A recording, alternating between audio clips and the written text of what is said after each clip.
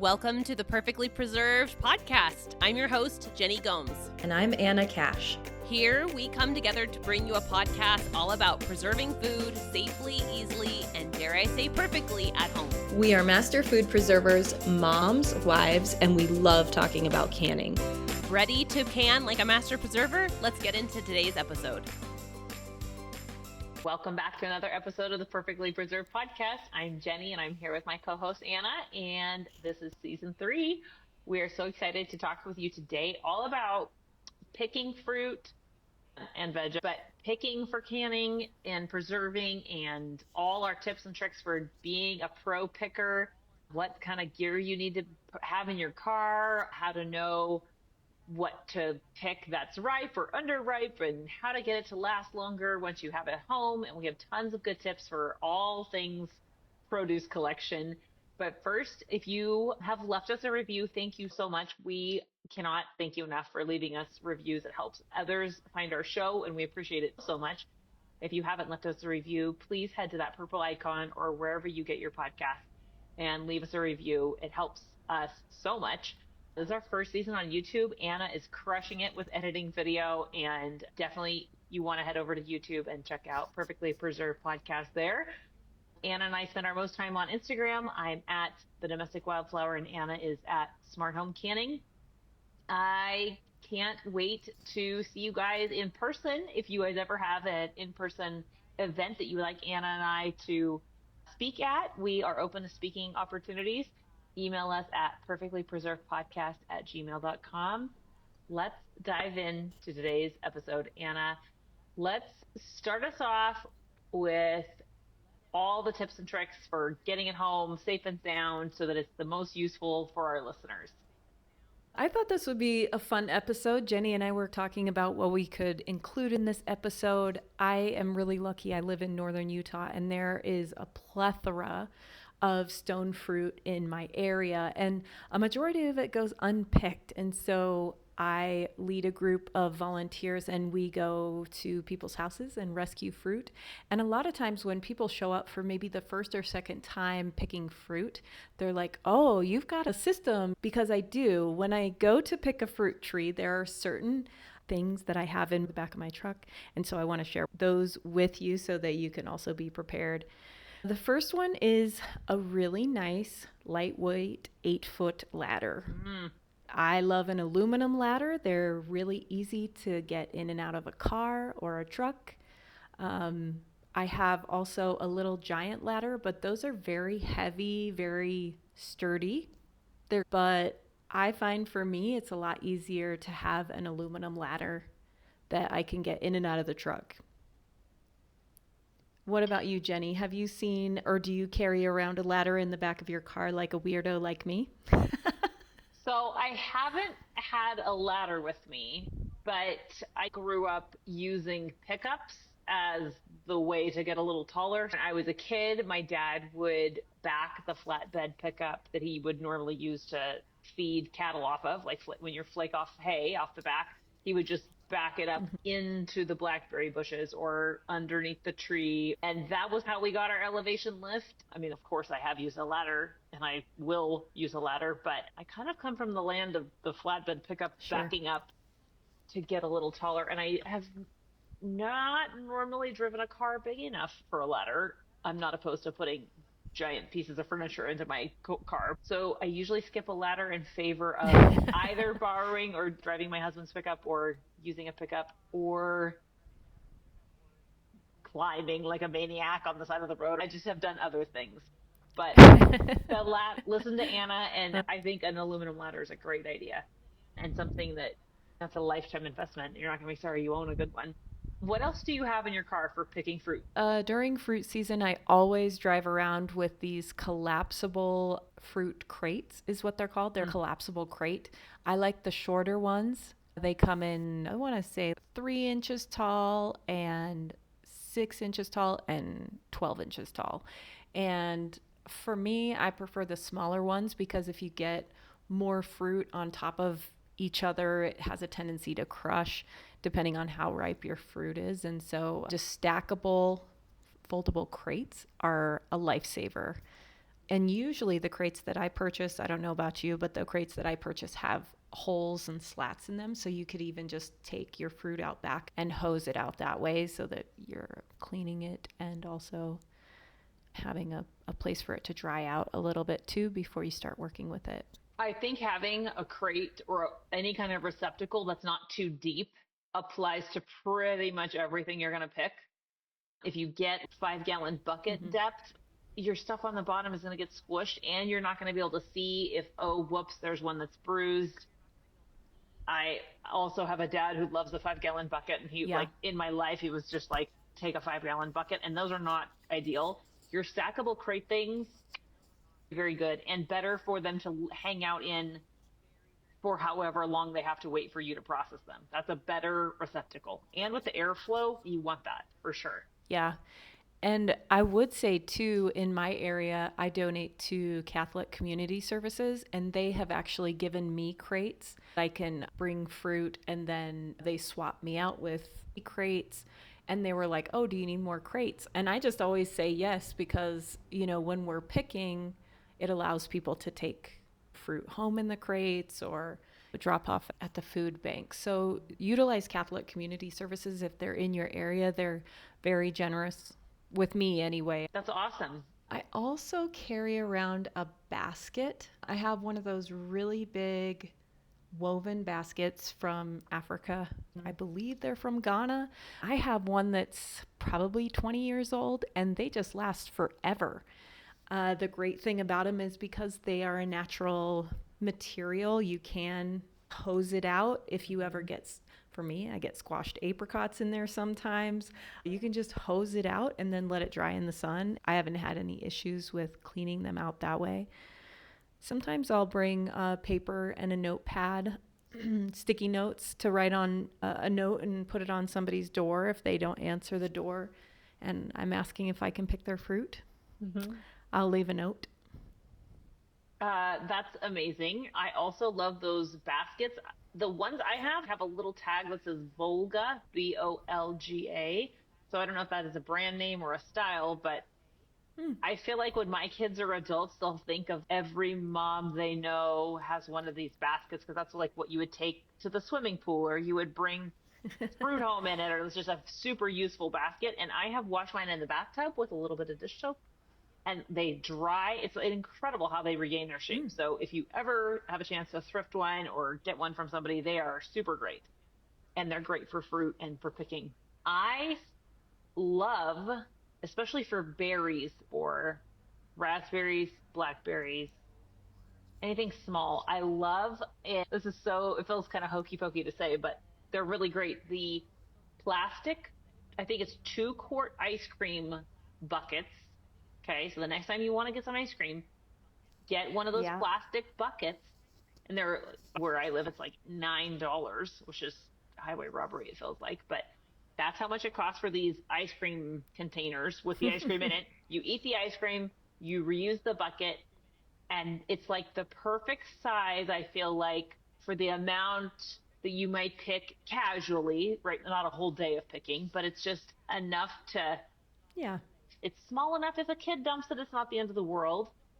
But they come with the lid, you're reusing, they can nest inside each other, they're quick to wash out in the sink. I just think they are really, really a very handy tool.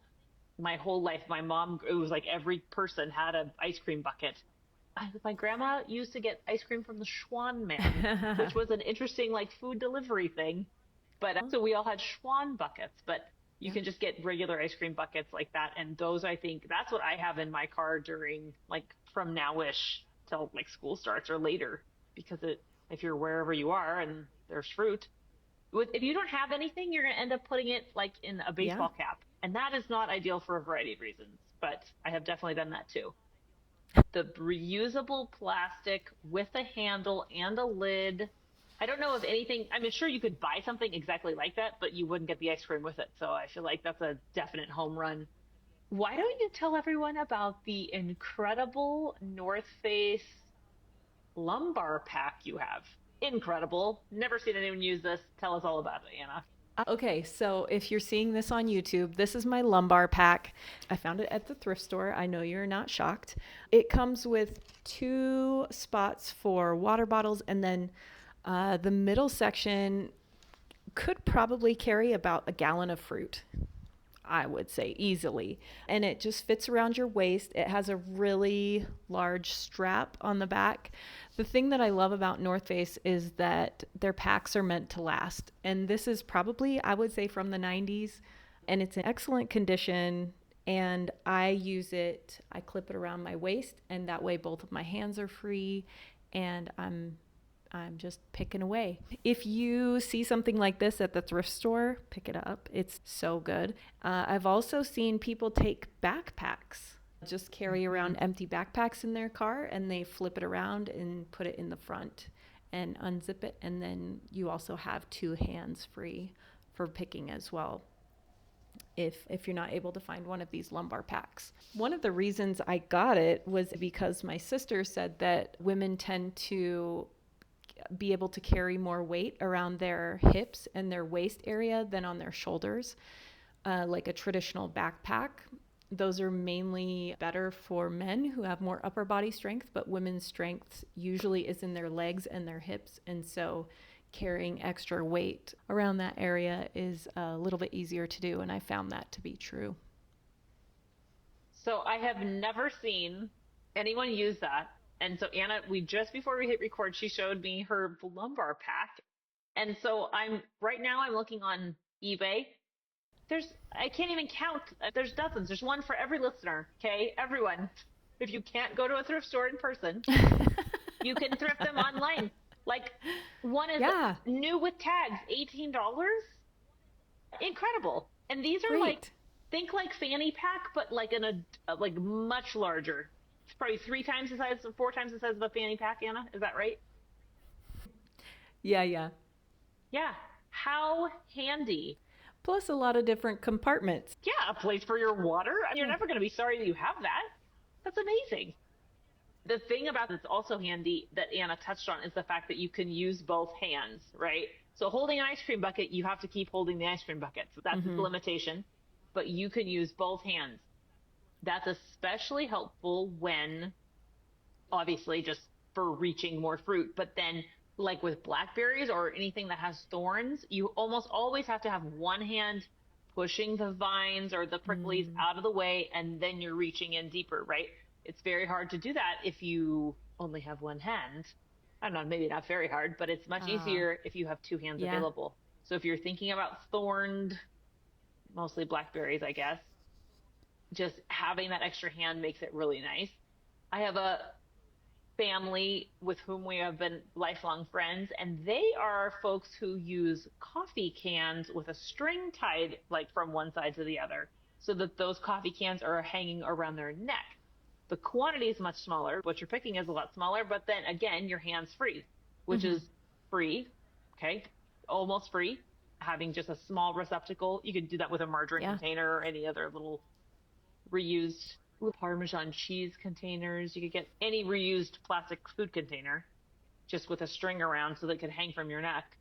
That's also handy and free, and you could just like whip it together this afternoon when you're listening to this podcast. But the hands-free thing, super helpful. We didn't talk about like apple picking hooks or like any of those tall things. Anna, do you want to speak to that?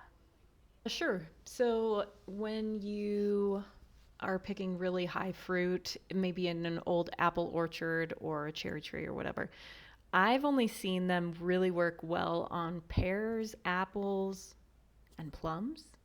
Because mine, the hooks on the end are kind of wide. I've never used them for cherries, but now I'm thinking maybe I should give it a try. But they're long. They're on maybe an 8-foot long pole, 6-foot long pole, something like Probably that big. And they're great for standing on the ground and just reaching up and pulling things. And it has a little basket there at the bottom. Mine has a little piece of foam also in that basket so that when you yank it down, it doesn't bruise the fruit. And that particular tool was at our house when we moved in because we have a lot of fruit trees. Yeah, it was just here, which was really sweet. Do you So have one of those, Jenny, or does your family? we don't, and we should. We don't have one, and we definitely should. But I have used them, and they are very handy.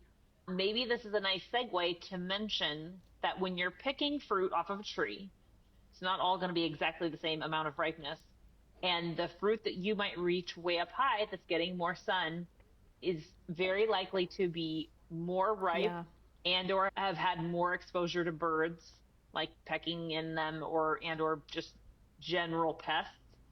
I know that was true. It's when we're recording, this is at the end of cherry season for Anna and I. And the on my dad, he only has two cherry trees, but the branches that were getting more direct sun, I mean, it was like, oh, those are already, it was like not even worth putting the ladder in those areas because they had ripened so Mm. much faster than the ones that had a little bit more shade, a little bit more protection from the sun. So if you are going to use like those big long apple picking poles or any other long thing like that, just Yeah. know if you're reaching that high, then what you're reaching for is going to be a little bit further along in terms of ripeness. What other tips do you have about choosing ripe versus unripe, and why do you want both? So when you're making jams and jellies, the tendency a lot of times is to pick the sweetest, most ripe fruit. And the difficulty when you're making jam is that doesn't have a lot of natural pectin in it at that point. Mm-hmm. It's always good to get some fruit that's not quite ripe, that really has high levels of pectin in it. And that's going to be a little bit more sour. The fruit's going to be probably a little bit more hard. Mm-hmm. But I'm not talking like completely unripe. I'm just talking about just beginning to ripen. Throw a couple of those in your jam pot. I'm talking specifically about peaches and I'm talking about apricots. Mm-hmm. Those are, at least where I live, one of the most common fruits that don't seem to set up in jams for people. The tendency is to get the sweetest, most ripe, juicy peach and then try and make jam out of it, and you end up with a really soft set jam, which looks like a syrup a lot of times. Yeah, it is a syrup sometimes.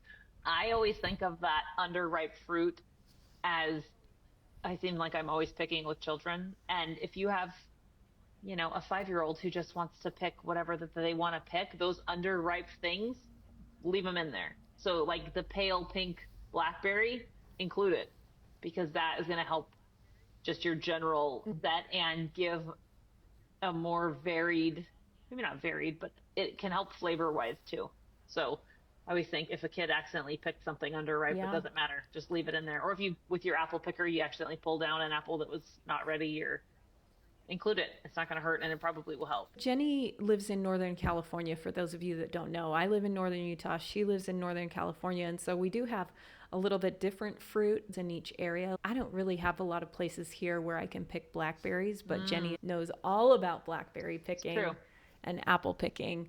What else grows in your area? So here, the blackberries do the best where they have a pretty steady supply of water, and I think they do drink a lot of water actually. I've never like purposely cultivated them because they're just wild here, there, and everywhere. But the thickest probably down by the river or at the lowest elevation. And I'm Northern California for me is literally at the very top of the state, not San Francisco. I think they have blackberries down there in San Fran too. But anyway, Yeah. we have a good place to grow berries. We have a lot of blackberries. People cultivate raspberries pretty readily. We have a lot of, I would say, like homestead type stone fruits, which is felt very Utah when I visited Anna. Peaches, plums, apricots, those all have done well here. And then we have a pretty strong, I would say, people frequently have apples, just whether or not they have picked them or used them or not. But I feel like most people have apples. Rental houses have apples. People all have apples here. That's all pretty easily. So that is an overlap with Anna's area. We have a lot of choke cherries and elderberries. So Anna's at four. Are you at 4,000 or 5,000 feet? I'm in between Oh, 300 okay. feet in elevation. So I'm at 3,000. So that's pretty similar. So we tend to have, there's a lot of elderberry, a lot of those, like, I don't know what to call that type of plant I'm thinking of, but they're like tiny tree berries. Like, but you have currants where you live, and I don't know that I've ever seen a currant here. Yeah, you have other things that I don't have, like currants. Yeah. They're not wild. People have to cultivate them. And once they're established, I think they're pretty good. I have some black currants and red currants in my front yard, but they're thirsty. You can't really leave them alone here in the high desert. Like you really have to. I feel like that's the same with most berries, though. I feel like tend to be, higher water usage. This is the first year that I've had what I would call a true garden. We've been doing a ton of work on our house, and the location that it was going to be was never determined. So now I could do that for the first year. And my strawberries, I can't even believe how well they're doing. And I have a dog that's keeping the deer away. So two things working in my favor. But I don't have enough to can yet. But I just am like, dang, these are really growing. I can see how if you get your strawberries going and give them plenty of water, they really will multiply. And I can see like, oh, shoot, maybe I shouldn't have filled this bed in. I should have given them a lot more room because they're definitely growing. So I can't wait till I have enough strawberries of my own that I can just go pick a colander full. That would be amazing. I can't wait for that. That sounds dreamy. It is dreamy. I have strawberries. It's too hot. I would like to. Too hot? We've had water situations on our property since we moved in about 10 years ago. We have a pump from a creek that runs in our backyard, and it's a really rudimentary system. I feel like every spring when Bucky gets the pump out, there's a lot of cursing and weeping and wailing and how does this thing work and how are we going to get water everywhere? And we don't have sprinklers set up. Just this year he put in a couple zones and then he put a timer on it. So I'm hoping that the plants that I put a new garden in the very back, and I'm hoping that that garden will just take off. I've got some herbs and tomatoes and stuff back there. But now I'm thinking, I need to put a bunch of strawberries and raspberries back there too. It's hard. I mean, the thing I always think about is if you grow fruit, that's food for all the creatures that want to eat it besides you. So you have to be thoughtful about what is this going to draw in. I have chickens, and so I have to think, like my husband, he's like, oh, if the bear wants it, he's not going to just come for the berries and then stay for the chicken dinner. He sort of doubts that's a real concern. But I tend to think like, well, I don't really want to create more attractant. That's an ongoing argument I have with myself. Should I plant more fruit trees or plant berries or, what else should I add, or what's the risk and benefit if I do that? So we mentioned that cherry season is wrapping up, and we did have a couple questions on social media about cherry pitters. So Anna and I can touch on that briefly. A cherry pitter is an awesome little tool that if you have cherries in your life and you want to be able to process them, you don't need to buy a cherry pitter, but they can be really handy. The one I have is the brand is Norpro, and it clamps to the countertop or your table edge. Yeah. And it has a little hopper, and you put your berries in it, and it has like kind of a plunger that you punch through each berry, and it is punching the pit out and spitting the pitted fruit out another chute. And I would show it to you, but as I just recently discovered after I picked a ton of cherries at my dad's place, I had loaned my sister my cherry pitter last year, forgot all about it, and so I don't have it with me right now. It's at my sister's place, but that's a cherry pitter I have, and I really do like it. Anna, what pitter do you have and do you love? So I have a Norpro as well, and then I also have one called a Victorio tools for canning, but Norpro is great.